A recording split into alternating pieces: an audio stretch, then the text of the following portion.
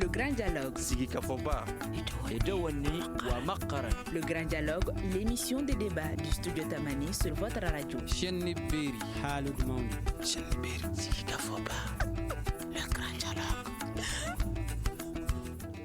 Insécurité dans le pays, libération de Sanogo et co-accusés, grève et recrutement des enseignants, organisation des législatives 2020. Le Forum de la presse s'intéresse à ces sujets. Et comme invité, nous avons Célia Dalmeida, journaliste, Ibrahim Koulibaly d'IC de la Nouvelle Tribune et Yehiya Tandina de leur thème Tombouctou sera au téléphone. Je suis Mouhamadou Touré. Chers invités, auditeurs et téléspectateurs de Studio Tamani, bonsoir à toutes et à tous et bienvenue.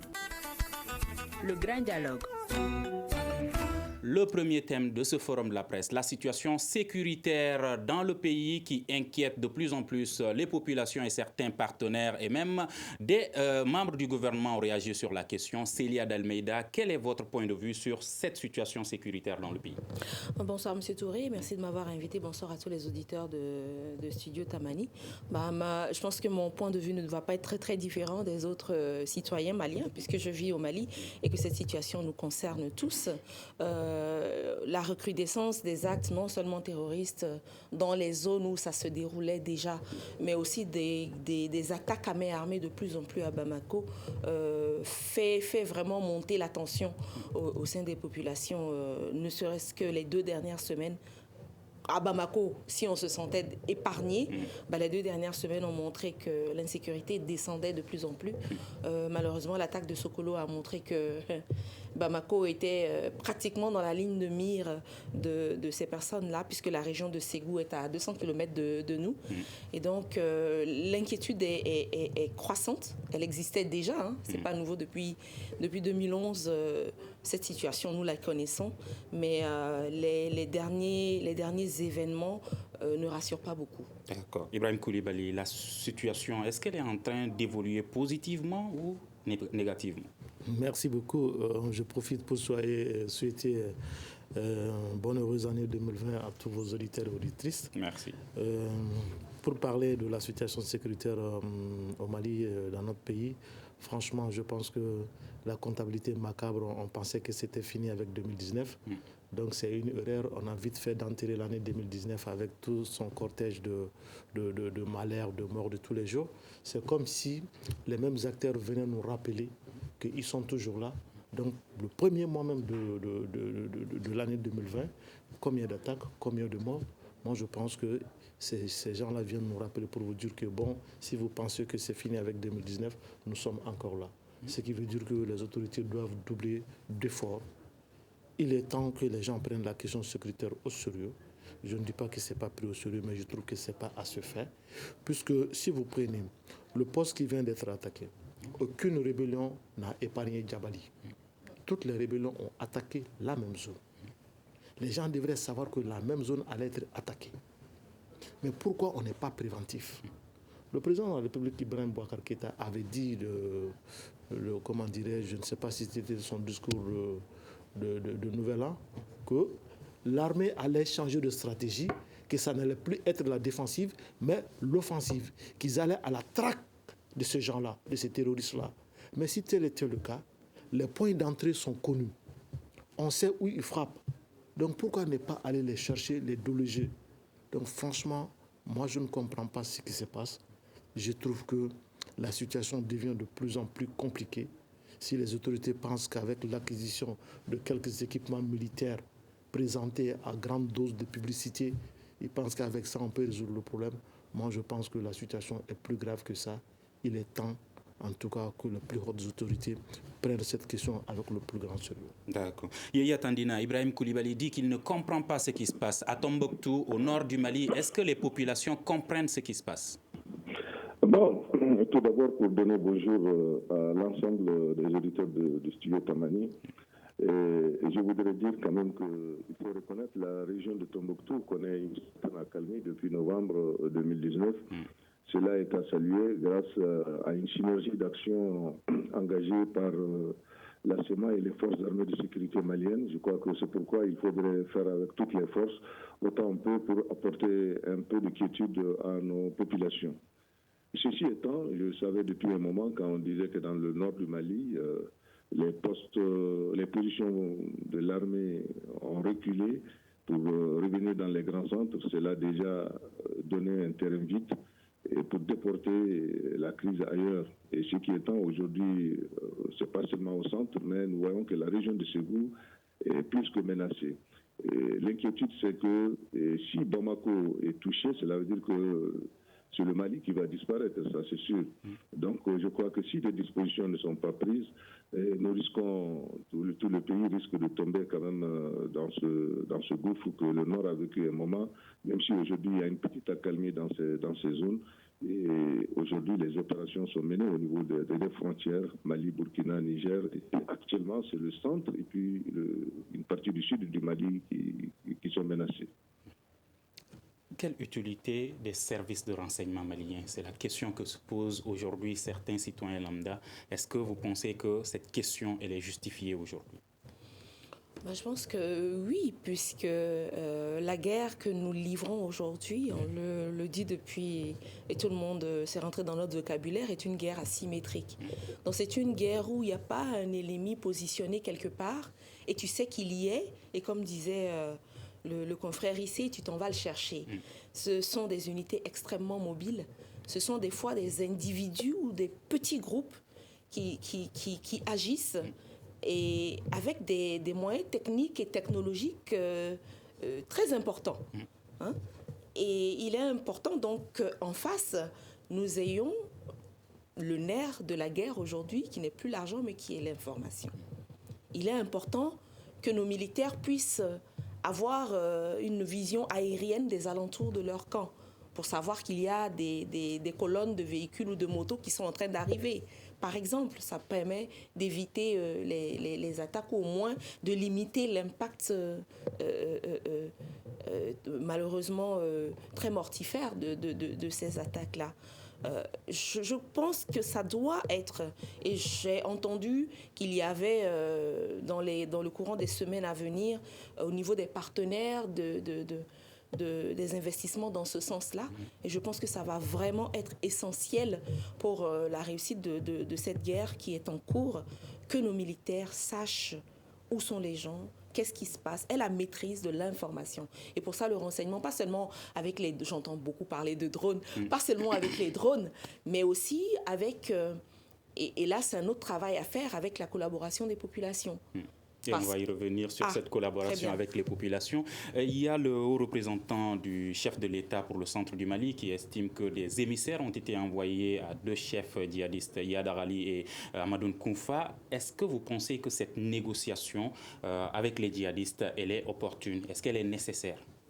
Bon, moi je pense qu'il faut situer les événements dans leur contexte. Si vous vous rappelez très bien, le président Djangunda était président de la République et disons chef de l'État pendant la transition. Et c'est lui qui a organisé les élections qui ont permis au président Ibrahim Boubacar Keïta d'être président. Comment on a pu organiser les élections? C'est en négociant avec les mêmes gens pour qu'ils laissent les élections se dérouler. Donc c'est des acteurs qu'il connaît. Donc ils connaissent également là où ils se trouvent. Ils se connaissent entre eux. Donc aujourd'hui, nous sommes dans un contexte d'élections législatives. Le président de la République a proclamé à la face du monde, au sommet des Nations Unies, que les élections législatives auront lieu d'ici mai 2020. Donc, ça devient une obligation pour lui de tenir ces élections-là. Or, tout le monde sait qu'aujourd'hui, sans un accord avec ces acteurs-là, l'élection n'est pas possible partout sur l'ensemble du territoire. Donc, ce n'est pas une simple coïncidence. Donc, maintenant, le président Djangunda, en charge de cette région, on sait qu'aujourd'hui, il est plus facile de tenir des élections à Kidal que dans le centre du Mali.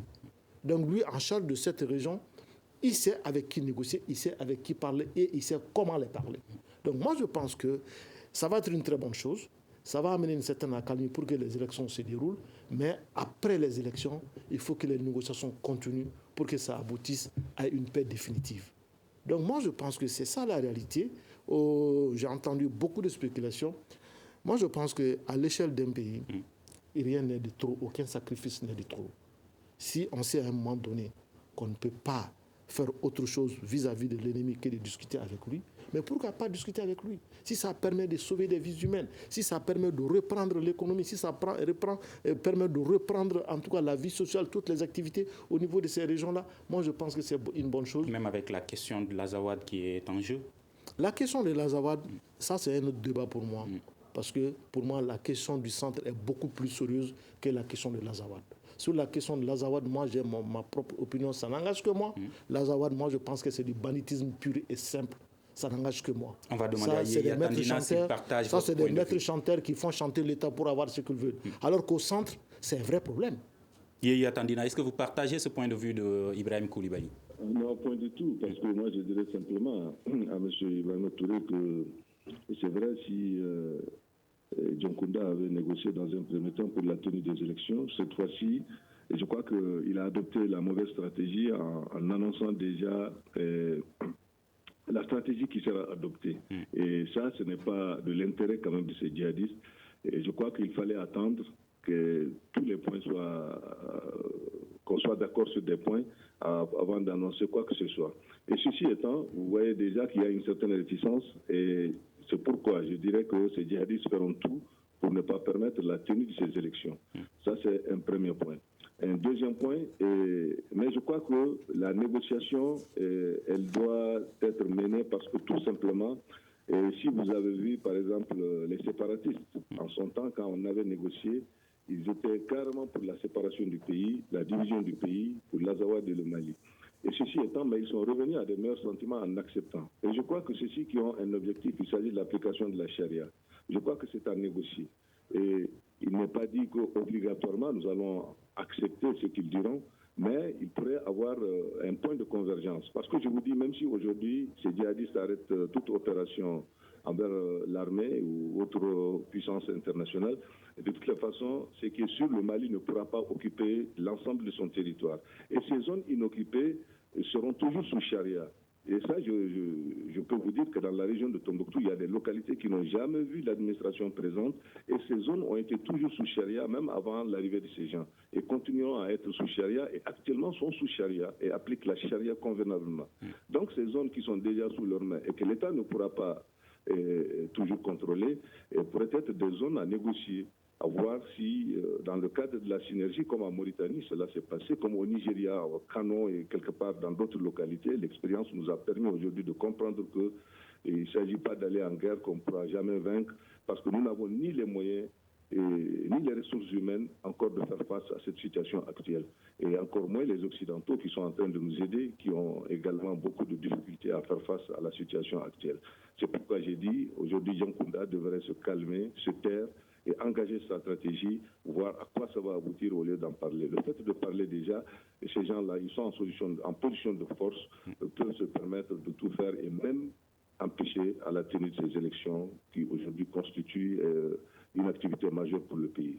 Collaboration entre forces armées et population, vous en avez parlé. Certains habitants de ces zones frappées par l'insécurité estiment qu'ils ont peur pour leur sécurité. Alors, est-ce qu'il y a un dispositif réel qui peut être visible aujourd'hui par rapport à la sécurisation de ces personnes si elles décidaient de collaborer avec les forces armées maliennes?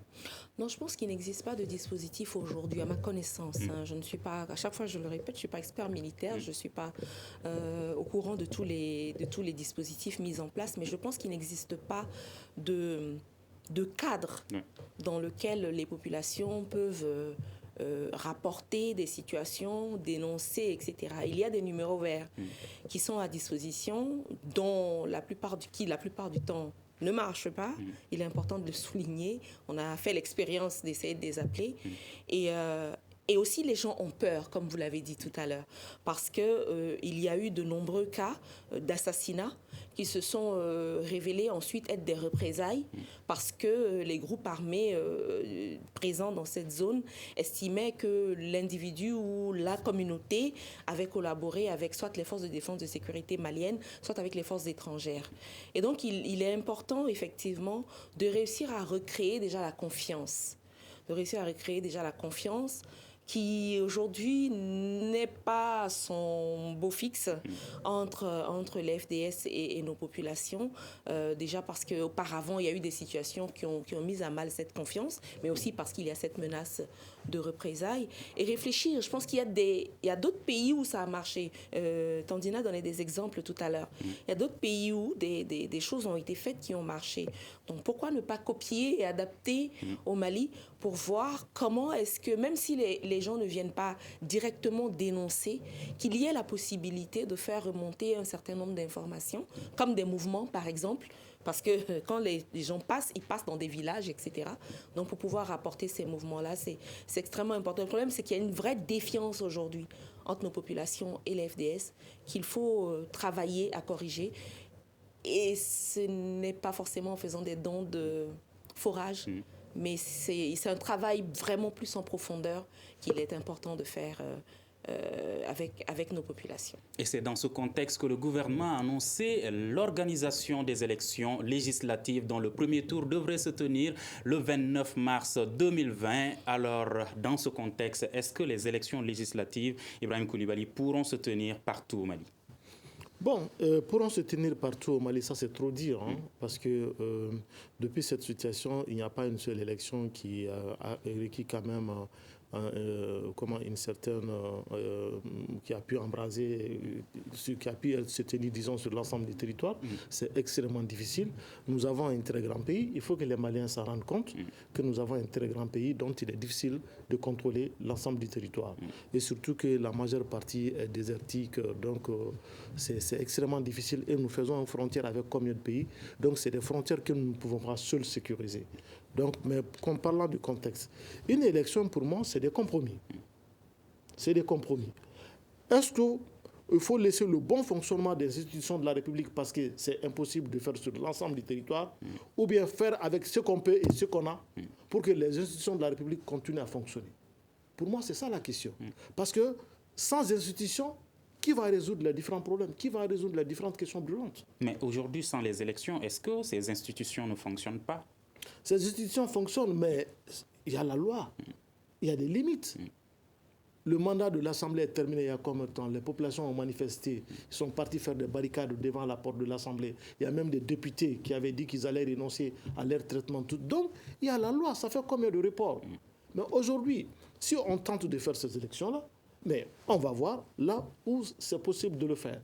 Donc, pour répondre un peu à mon confrère Tandina qui semblait vouloir accuser Djongouda d'avoir pris langue avec ces auteurs-là, moi je pense qu'il faut savoir ce qu'on veut.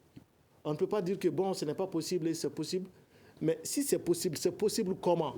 C'est possible en prenant langue avec ces gens-là.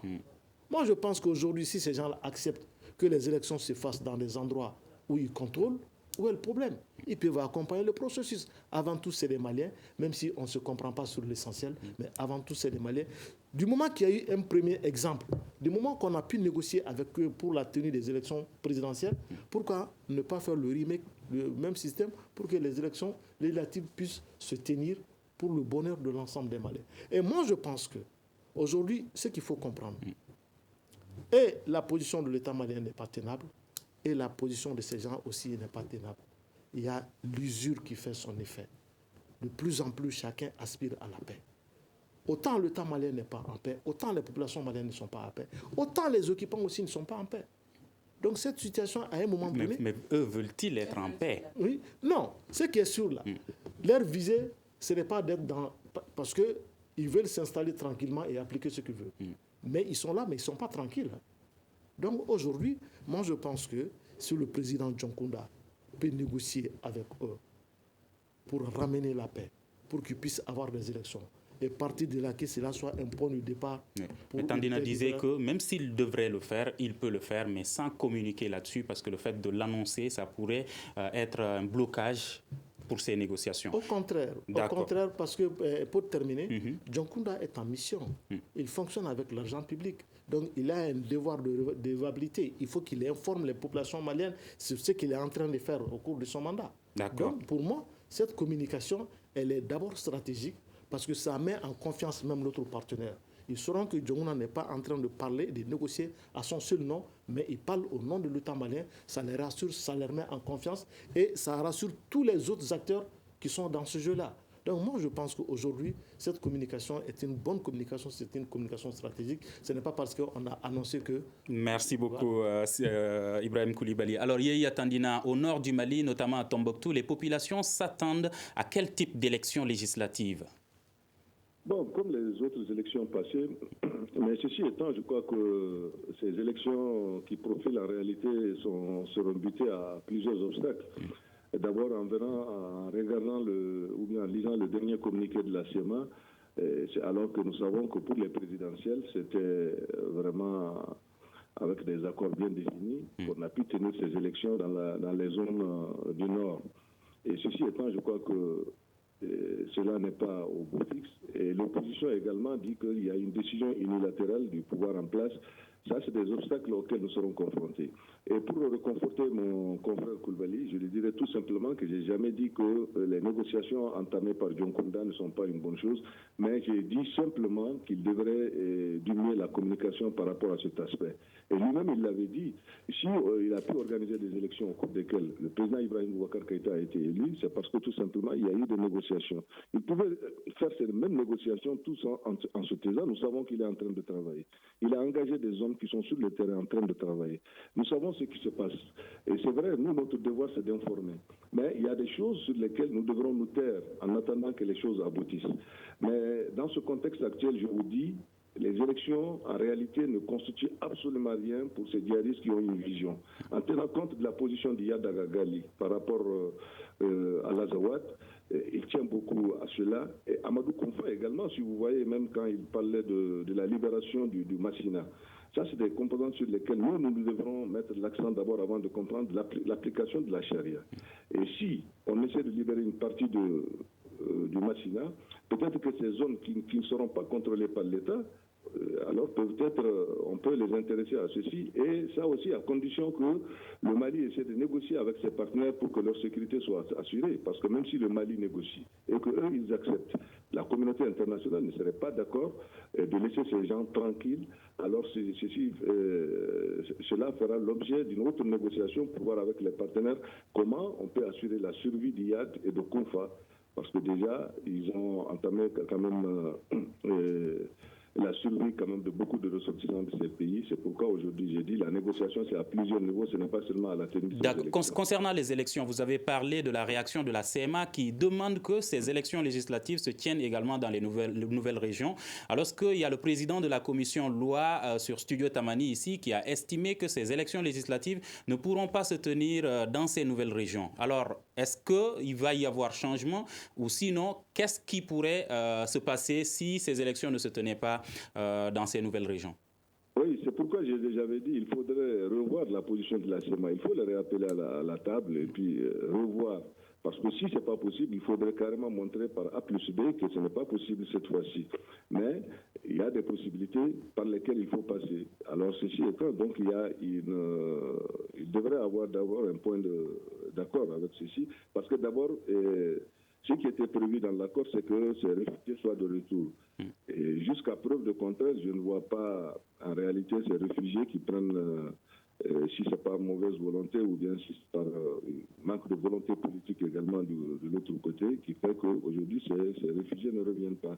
Donc la CEMA tienne à ce retour de ces réfugiés pour pouvoir participer à des élections libres et transparentes. C'est pourquoi j'ai dit qu'il faut rappeler la CEMA et essayer de revoir comment est-ce que nous pourrons organiser ces élections avec ces régions qui sont prêtes et dans quel contexte. Et ceci étant, avec l'accord de la CEMA, c'est sûr qu'une grande partie quand même va accepter pour aller à des élections législatives, au moins d'une façon ou d'une autre acceptées.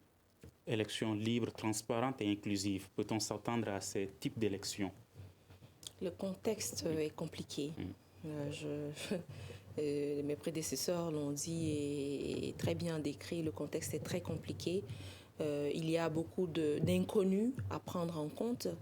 Mais je pense que ces élections ont été tellement reportées que finalement, il faut qu'on y aille.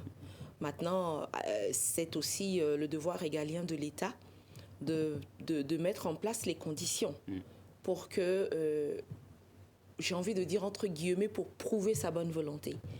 Parce que la question de la gouvernance est une question importante à laquelle les Maliens font de plus en plus attention.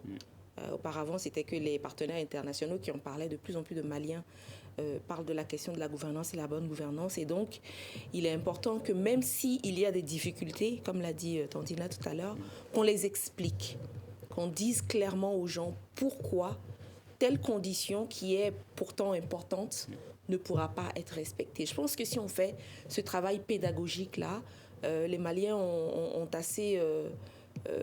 une conscience civique assez élevée pour comprendre ce qui leur sera expliqué et de faire en sorte que ces élections se passent et se passent bien. Je pense que tout le monde veut en tout cas que ces élections se tiennent. Il faudra seulement faire attention à ce que des décisions ne soient pas prises à la va-vite, sans communication, et que tout le monde se sente inclus. Voilà, dans le processus qui vient de démarrer. Et le gouvernement qui estime que le dispositif sécuritaire mis en place pour organiser les élections présidentielles sera renforcé pour ces élections législatives, est-ce que cela est rassurant? Ça pourrait l'être. Là, je vais faire mon saint Thomas, je demande à voir. Je demande à voir parce que pour la présidentielle, on a vu des villages attaqués, on a vu des bureaux de vote saccagés, brûlés, des gens enlevés, etc. Donc encore une fois, à chaque fois, il faut tirer les leçons des expériences du passé. Donc si ces leçons sont tirées, on le saura, c'est dans quelques mois, dans quelques semaines. Et sur Facebook, Souleymane Haïdara qui demande comment les déplacés vont voter ou leur voix ne compte pas. Vous savez, les déplacés sont extrêmement importants. Mais à un moment donné, comme je l'ai dit, il faut faire la part des choses. Les déplacés, ils ne se sont pas déplacés de leur propre gré. C'est des événements qui ont fait qu'aujourd'hui, on les appelle des déplacés. Mais à l'échelle d'un État, à l'échelle d'une nation, est-ce qu'il faudrait reporter des élections parce qu'il y a des déplacés? Moi, je pense qu'il ne faut pas qu'on se serve de ces déplacés-là comme des boucliers humains. Déjà, c'est des gens qui sont blessés. Il ne faut pas les blesser une seconde fois en les utilisant comme des boucliers humains. Ce n'est pas parce qu'il y a des déplacés dans un pays qu'on ne tient pas l'élection. Quand on fait le ratio déplacés et nombre d'habitants restés sur place, à un moment donné, la gestion d'un État aussi, ça demande de prendre des décisions. Moi, je pense qu'aujourd'hui, les gens de la CEMA qui parlent de cette question de déplacés, ils ont participé à beaucoup d'autres activités sans parler de ces déplacés-là. C'est lorsque ça les arrange qu'ils amènent la question des déplacés et des réfugiés. Moi, je pense que sortons de ça. Voyons l'État. C'est le Mali. Voyons l'État.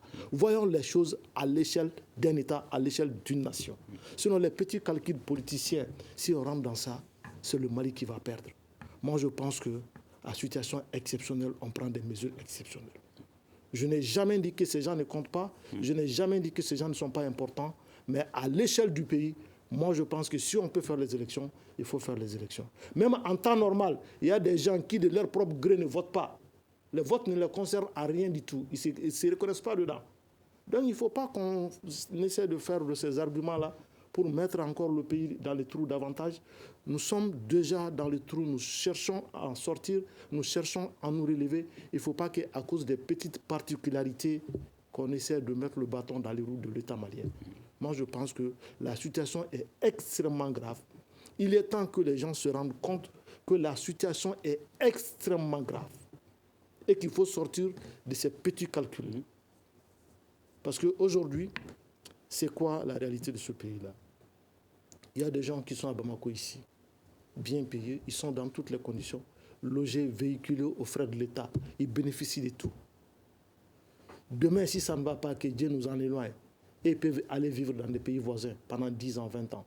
Mais il y a des gens comme vous et nous n'avons nulle part où aller.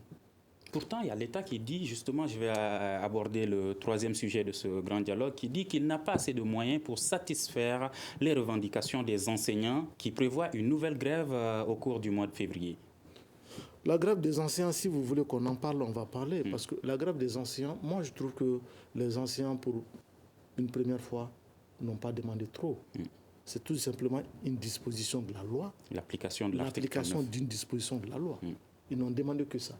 Maintenant, moi je pense aussi que le pouvoir doit avoir le dos large, avoir beaucoup d'ingéniosité, avoir beaucoup de marge de manœuvre, parce que ce que je ne comprends pas, la gestion d'un État aussi, ça ne s'improvise pas.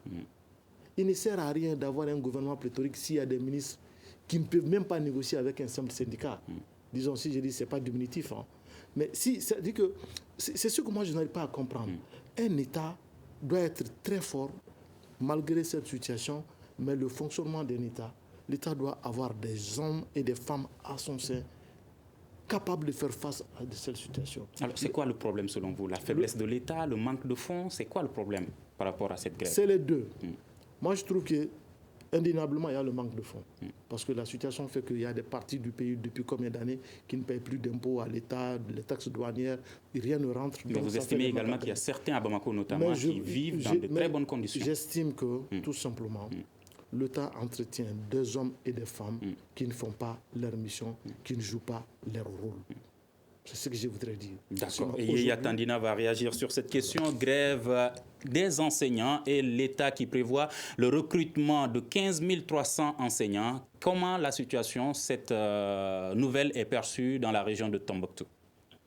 Oui, dans la région de Tombouctou, nous ne voyons pas le recrutement comme la solution parce que d'abord, même s'il y a un bon nombre, ce qui est sûr aujourd'hui, nous avons à peu près plus de centaines d'écoles fermées dans la région de Tombouctou. Mais quelle est la stratégie qu'il faut adopter pour la réouverture de ces écoles?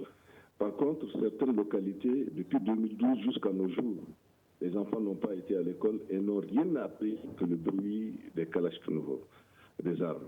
Et ceci étant, je crois que... Justement, certains estiment que le recrutement de ces enseignants volontaires devrait d'abord concerner les zones où les écoles sont fermées depuis longtemps, les zones où des enseignants ne sont pas disponibles. Oui, dans ces zones, justement, ce n'est pas simplement parce que c'est l'État qui a demandé la réouverture des classes, c'est parce qu'il y a des nouvelles dispositions. On demande même que l'enseignement de l'arabe ou l'enseignement du Coran soit impliqué dans le système éducatif.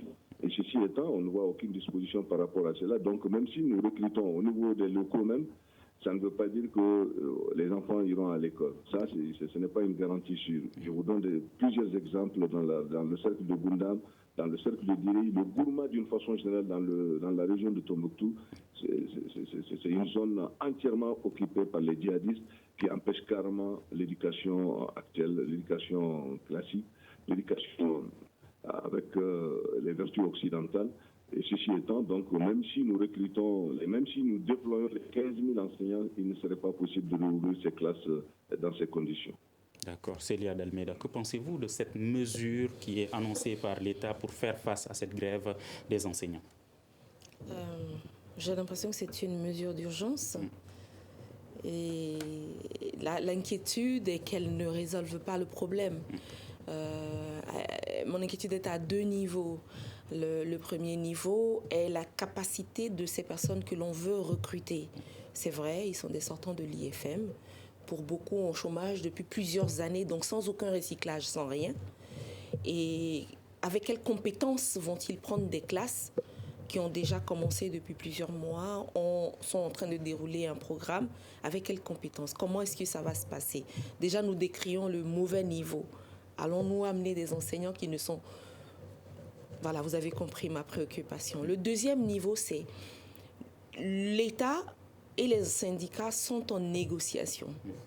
Une négociation difficile, comme on en a connu auparavant et comme on en connaît dans d'autres pays. Est-il...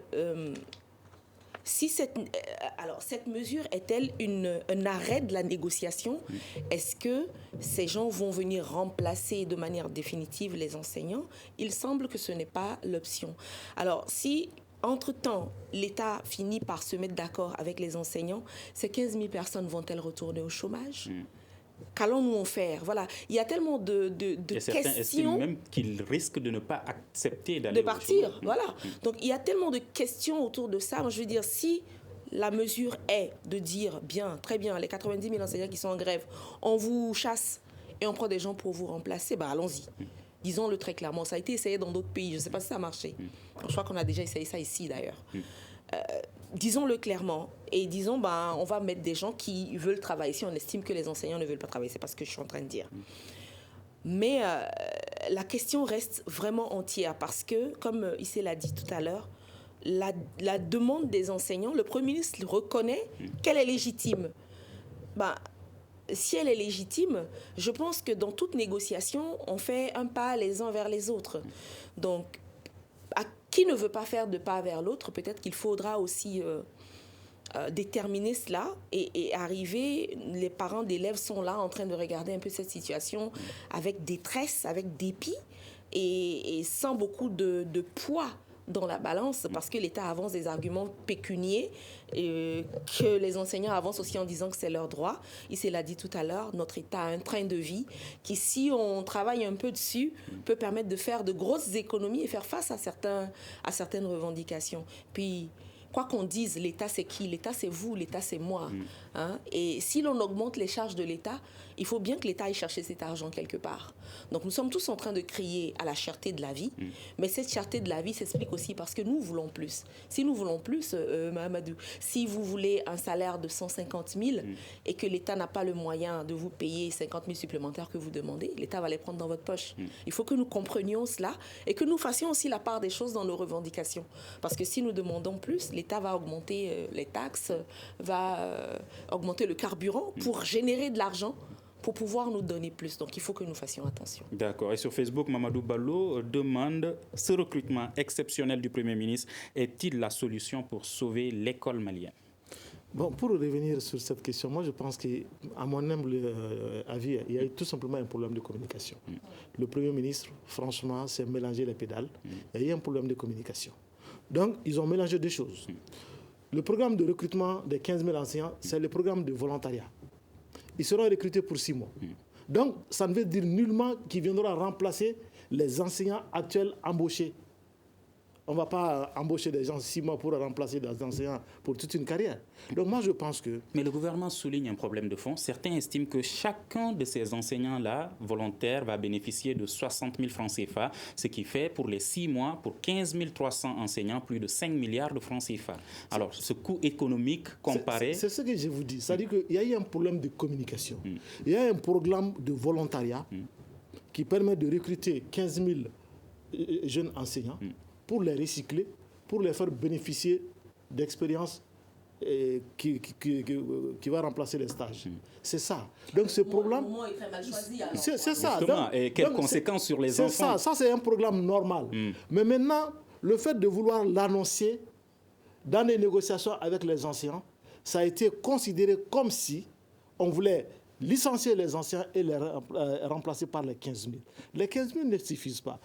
Quand on fait même sur le plan économique, ce n'est même pas intelligent. Parce que les 5 milliards peuvent servir à payer ce que les enseignants demandent. Donc, économiquement, ce n'est pas intelligent. Et de façon pratique aussi, ce n'est pas faisable. Moi, je pense qu'il y a eu un problème de communication. Le Premier ministre est en train de rectifier ça parce que le discours qu'il a tenu et le discours qu'il est en train de tenir à Gao Tombouctou, ce n'est pas la même chose. Il a compris qu'il a fait une erreur de communication et il est en train de corriger cette erreur de communication. Parce que quand vous écoutez ces différents discours maintenant, vous allez vous rendre clairement que, effectivement, le premier discours, il s'était trompé de combat. Sinon, oui. J'ai une question parce que je ne comprends pas très bien, parce que pour moi, je me mets citoyen lambda, je suis parent d'élèves. Hein, et j'entends que les enseignants vont partir en grève à partir du 17 février pour plusieurs semaines. Oui. D'accord? À la même période, mon Premier ministre me dit on va recruter 15 000 enseignants. Moi, dans ma compréhension, voilà. Est-ce que maintenant... les négociations avec les enseignants. C'est-à-dire, ma question, c'est est-ce que ces 15 000 vont venir se mettre dans les classes en attendant que les enseignants finissent leurs négociations avec l'État, ou bien ils vont être envoyés dans des endroits où il n'y a pas d'enseignants du tout? Non, pas du tout. Ils vont dans des écoles, dans les mêmes écoles. C'est-à-dire, mais ils vont bénéficier de l'expérience de qui, puisque les autres seront en grève? Justement. C'est ça la grande question. Donc c'est là où on doit comprendre qu'ils ne viendront pas pour remplacer ces gens-là. Ces gens-là veulent bénéficier d'un stage qui s'est fait dans les conditions normales. Est-ce la logique du gouvernement? Mais c'est ça la logique, parce que quand vous voyez même la décision, c'est signé par le directeur national, c'est pas signé par le Premier ministre. Du service volontariat qui relève du ministère de la Jeunesse et des Sports. Donc moi je pense qu'il y a eu un mélange du genre. C'est un problème de communication. Il faut qu'il précise ça. Sinon, quand on étudie très bien la question, financièrement, ce n'est pas intelligent et pratiquement, ce n'est pas faisable. Alors, j'espère qu'ils vont suivre votre conseil et expliquer mieux. Et libération maintenant de Sanogo et co-accusés. On parle de libération provisoire. Comment cette libération est perçue par les populations de Tombouctou, Yaya Tandina? Monsieur Touré, permettez-moi tout simplement juste de rebondir sur la question précédente. D'accord, en 1 minute parce qu'il nous reste 4 minutes pour le dernier sujet.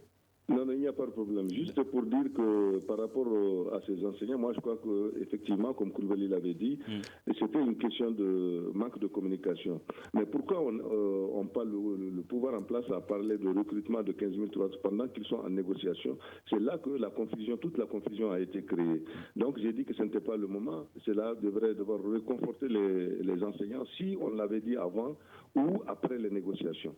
Bon, justement pour revenir par rapport à la question de la libération de Sanogo, moi c'est sur 2 points, parce que d'abord, si Sanogo a été libéré d'une façon provisoire, et cela sous-entend que nous voudrions aller quand même à la réconciliation avec l'ensemble des acteurs qui étaient à la base de la crise. Et là, c'est bien perçu. Mais quelque part, est-ce que cela va réconforter Sanogo par rapport à sa sécurité? Je crois non. Je répondrai exactement non, parce que pour le moment, justice n'a pas été rendue et les victimes n'ont pas été, ne se retrouvent pas dans une réparation. Je crois que ceci étant, il faudrait d'abord trouver la solution et que justice soit faite pour que nous puissions savoir de quoi est-ce qu'il s'agit au juste pour pouvoir donner satisfaction. C'est pourquoi ici à Tombouctou, pour la plupart des gens que j'ai abordés, m'ont dit d'abord Sanogo était à la base de l'occupation d'une grande partie du Nord, mais en plus c'est lui qui a fait dissoudre l'unité principale qui était aujourd'hui qui faisait peur quand même aux rebelles et même à beaucoup de malfrats qui faisaient face au pays. Et justement, je crois que cette libération ne réconforte pas tellement les populations du Nord.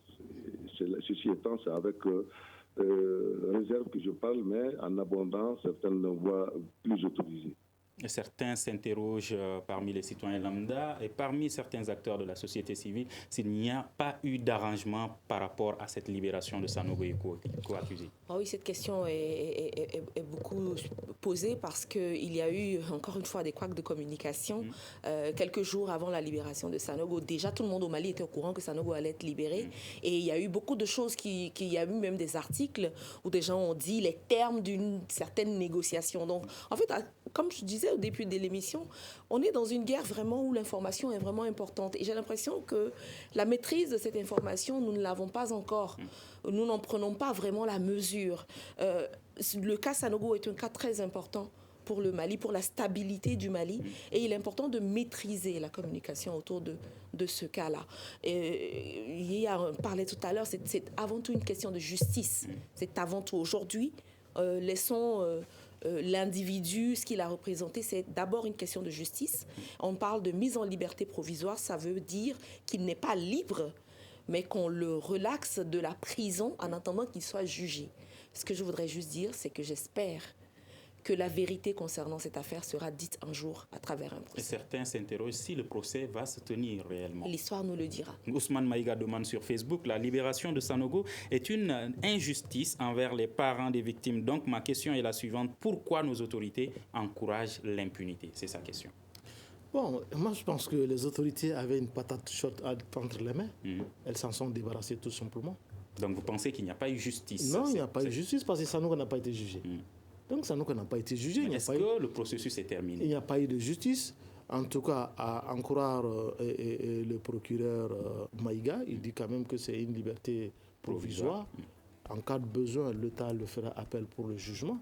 Mais aujourd'hui, Sanogo et co-accusés sont libres. Donc pour leur propre personne, le fait de sortir de prison, c'est quelque chose pour leur personne, pour leur famille. Mais aujourd'hui, la question reste parce que c'est une question de violation des droits de l'homme. Or, tout le monde sait la ténacité des défenseurs des droits de l'homme. C'est des gens qui te traquent pendant 30 ans, 40 ans. Donc, pour l'instant, Sanogo est libre. Mais le problème n'est pas réglé. Le procès va-t-il se tenir? Célia répond que l'histoire nous le dira. Est-ce que vous pensez que le procès va se tenir réellement? Peut-être que le régime actuel ne pourra pas le juger, mais tôt ou tard, il sera jugé. Parce que tôt ou tard, les défenseurs des droits de l'homme mettront la pression sur le Mali. Après avoir signé toutes les conventions relatives aux droits de l'homme, le Mali sera mis sous pression. Et ce qui est sûr et certain, tôt ou tard, Sanogo et co-accusés seront jugés. Merci. Maintenant, les commentaires. On peut juger ceux que le pays ne peut pas juger. La CPI, par exemple.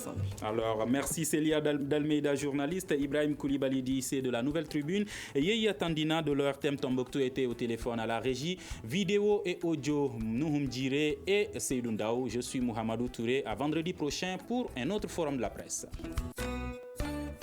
Le grand dialogue. Le grand dialogue, l'émission des débats du studio Tamani sur votre radio.